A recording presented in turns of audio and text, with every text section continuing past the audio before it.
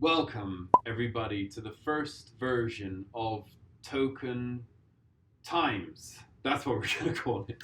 TokenTimes, everybody. Welcome. This is a show where, the first show in a series where we're going to interact more directly with the community over video. We're going to try this out. Hopefully it's good. Hopefully you guys like it. We're going to start this first one off with questions from the community. So obviously we can't answer all questions that we have here. There's a lot of them. Pass the buck. I'll try and answer as much as I can. Some of them as well be where I can't answer just yet, right? Some things just are not meant to be in the public right now. They will be at some point once we have finished those topics off. And so I can't answer all of the questions. I'll do my best though. Pass the buck. What KYC requirements will there be for different spend levels? As it stands at launch, we'll only have one level of KYC. You submit through the app your passports or some other identification, your basic stuff like your address, your name, some contact information as well. But the good thing is that this will give you annually $80,000, pounds or euros to spend maximum. There is a possibility to go over that to 180,000. But then we'll have to do much more additional KYC on you, and we're not going to support that initially. So don't go wild yet, please. Now that Digix is launched, will we be looking to incorporate DGX into the list of tradable tokens on day one? Damn, this would be so cool if I can pay directly using my gold tokens. So thankfully, that's a great question. From day one, I think one of the motivations for us doing Tokencard was the very fact that out there we have Digix and we have projects like Maker with DAI, and I think we wanted to bring them to the general public. So very much both of those tokens, I'm super excited to see that they're launching successfully. Both of those tokens are definitely going to be supported, probably not on day one, because the DAI and Digix's DGX token both lack supports on a lot of exchanges, and our bots behind the scenes is trading stuff, right? We're integrated with a number of exchanges, but none of them, as it stands, I believe, supports Digix Gold yet.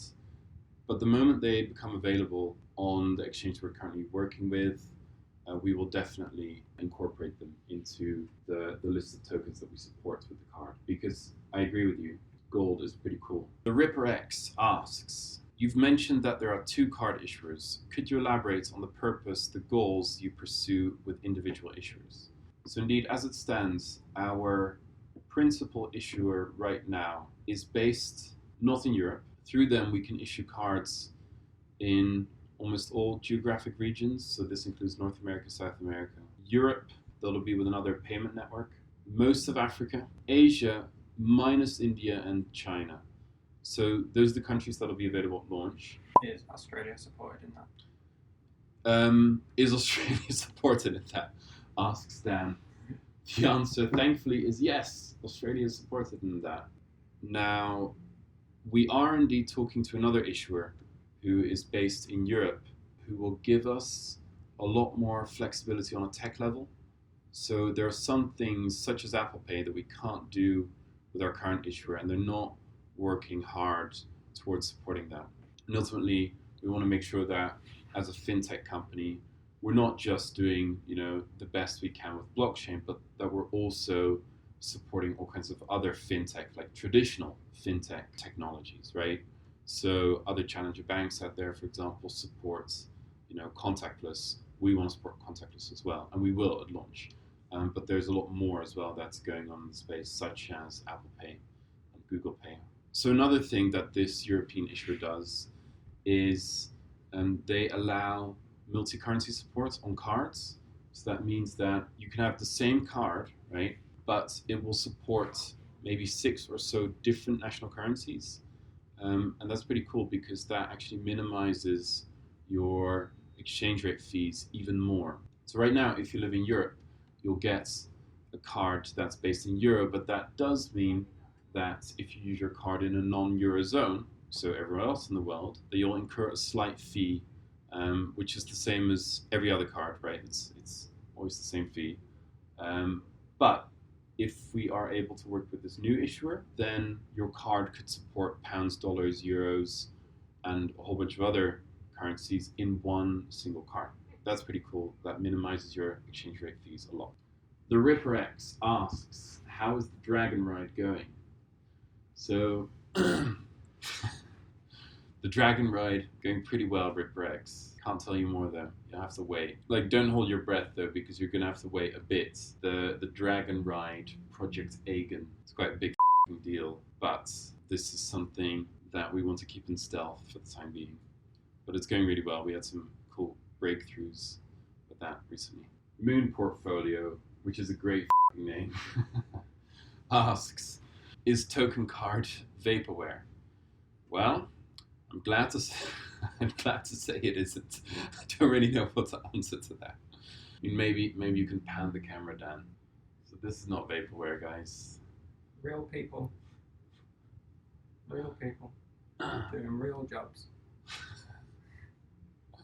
When Moon? Great question, Moon Portfolio. So, obviously, I cannot comment whatsoever on any price action, right? Internally, we don't talk about this either.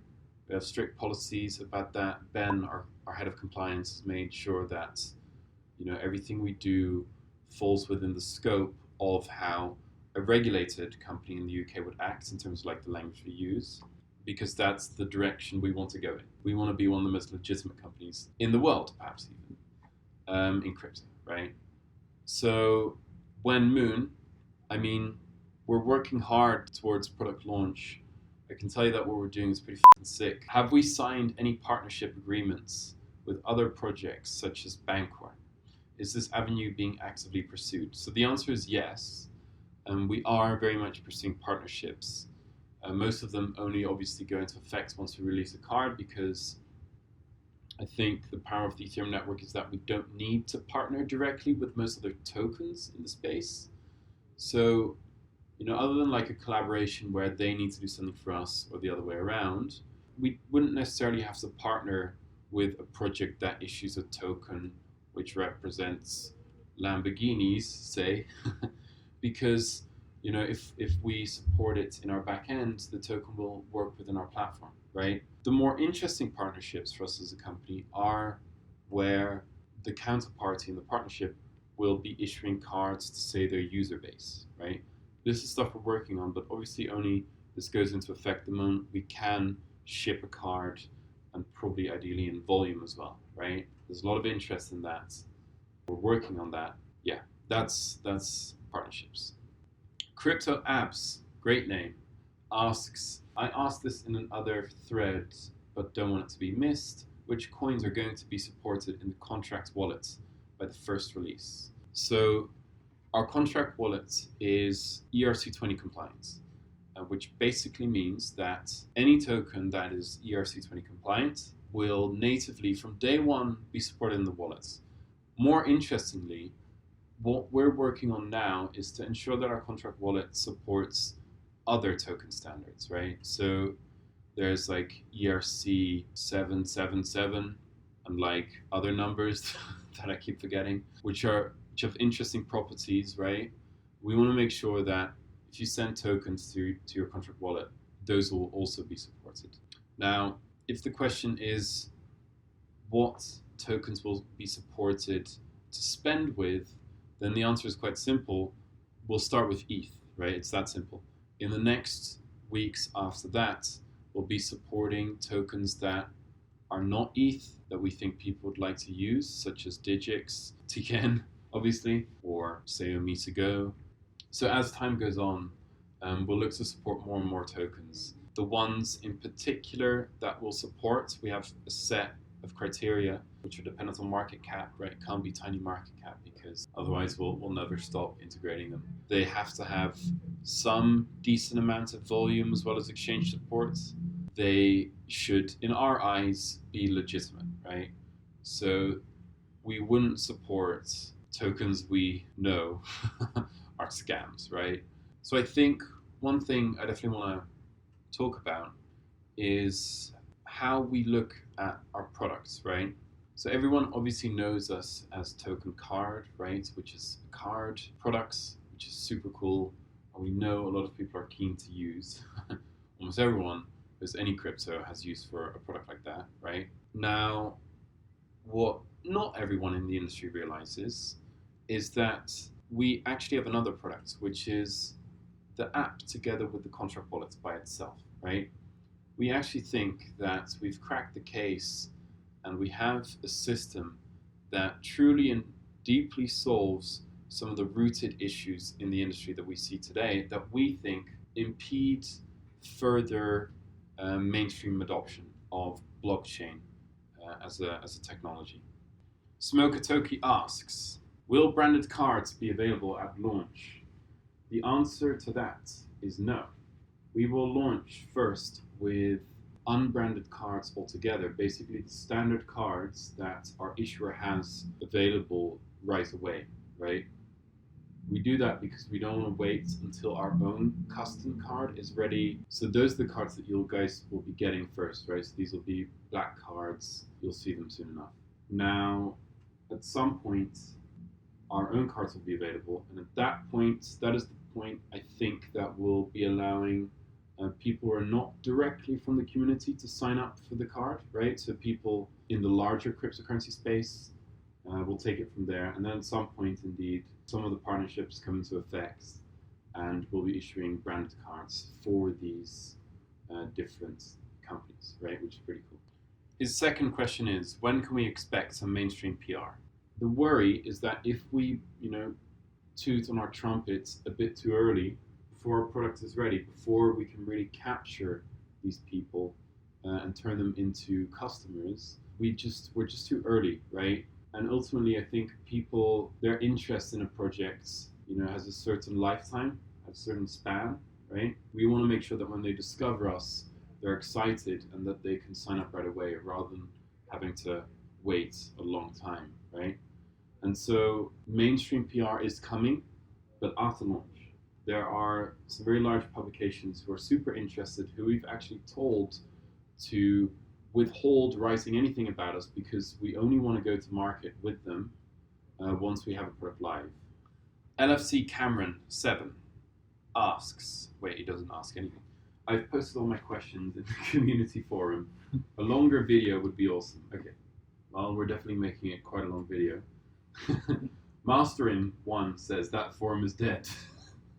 I feel guilty. Cameron asks, I have a few questions for Mel in the Q&A. Exchanges. It's been a month since he said all the compliance work for exchanges would be done in 1 to 2 months. Any progress updates on that? We are still working on compliance. We expect to have it done around the time of the card launch. Ideally earlier. It's a big back and forth between law firms around the world. Unfortunately, I can't say a lot more than that at this point in time, but we want to make sure that whatever framework we create can, is rigorous and can stand the test of time. And that just takes a bit of time. But ultimately, it'll be for the better because, we're talking about a project that's intended to last, for as long as the industry exists, right? So it makes sense for us to do things as right as we can get them. But we're working as quick as we can. Ben, our compliance officer, dedicates most of his time to this.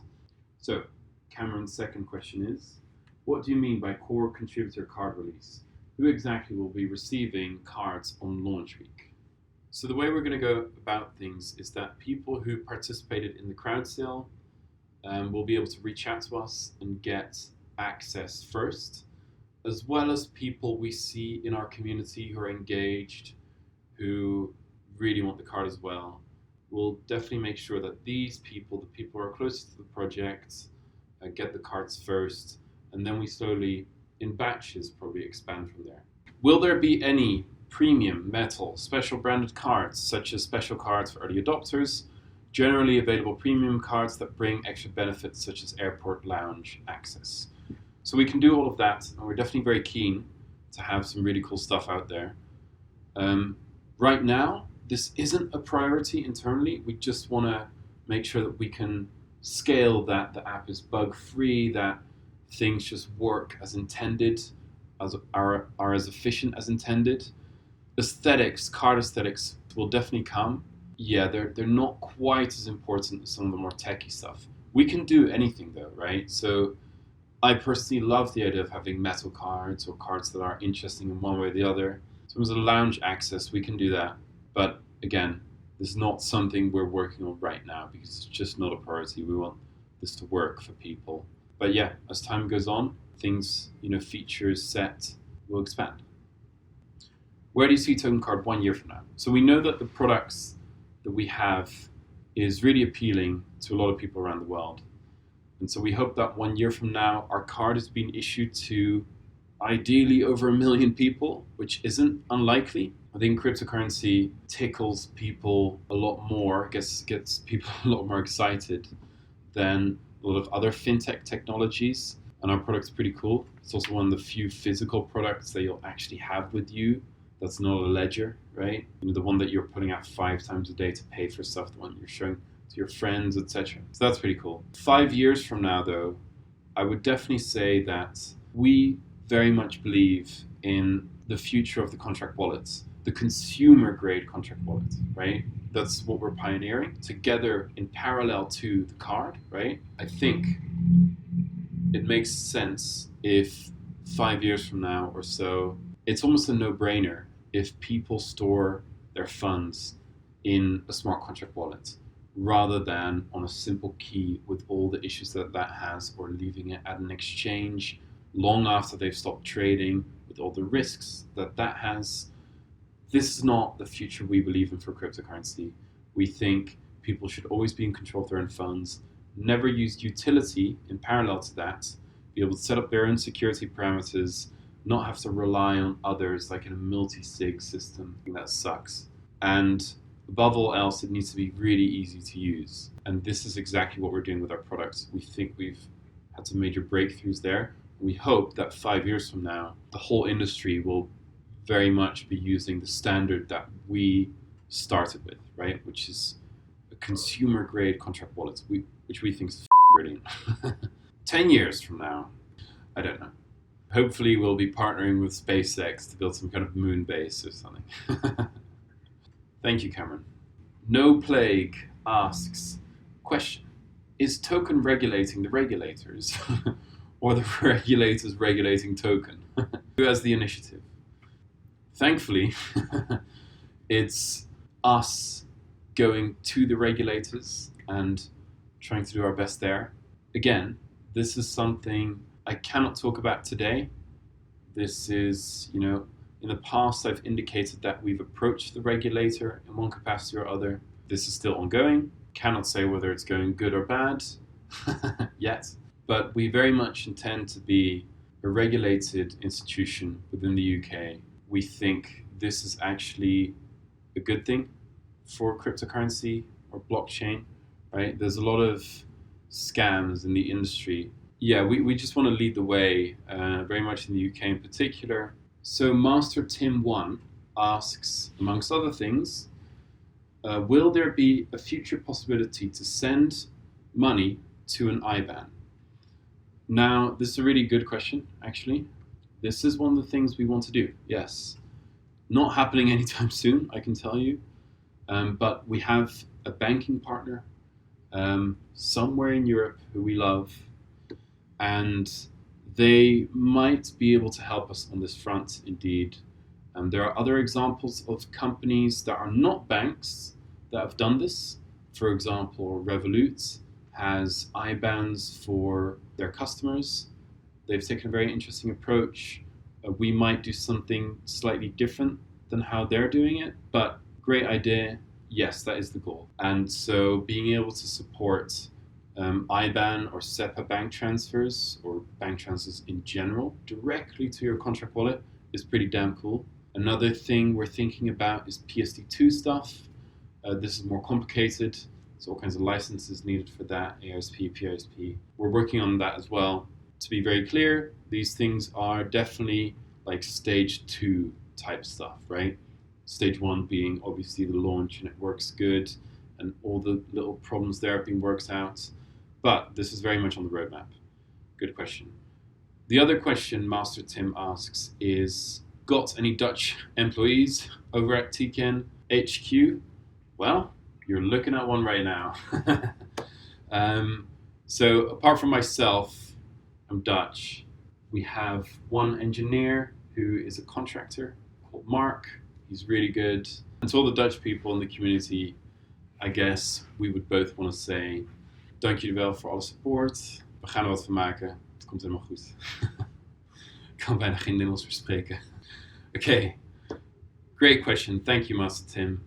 I hope everyone today enjoyed our first TokenTimes Q&A session. Maybe we'll have different formats in the future. A Q&A could be one type. We could have like different types of show during the TokenTimes. If you come up with a better name than TokenTimes, please tell us. I just want to say that we really appreciate everyone in the community. Myself and David are always quite amazed at how much energy and passion there is in the space for our projects. You know, we're working hard for you guys. I know this video was like jokey and fun, but we really are super serious in what we're doing. We're going to make an amazing product. We don't make decisions lightly, and we care about you guys. We're doing the best for you guys, as well as for the product, as well as for the customers ultimately, and for the team. Yeah, I just want to thank everyone for coming on this dragon ride with us. Hello there, this is Dan. I wanted to remind you of our social media presence. Follow us on Twitter for all updates and news. Subscribe to our subreddit and join in the conversation. Follow us on Medium, where we post all of our updates, newsletters and articles. Subscribe to our YouTube channel so you don't miss videos like this one. Join the unofficial Discord server and join in on the user-created conversation. Take a look at our website and sign up for our newsletter. You get it earlier from our website than you do on Reddit or Medium. Have a look on our community forum and catch up with all of our news. If you have any business-related questions, email us at hello@tokencard.io. And for all of our Chinese-speaking followers, we will be utilizing WEIBO very soon, with help from our Head of Partnerships, Ellie. Thank you all for watching.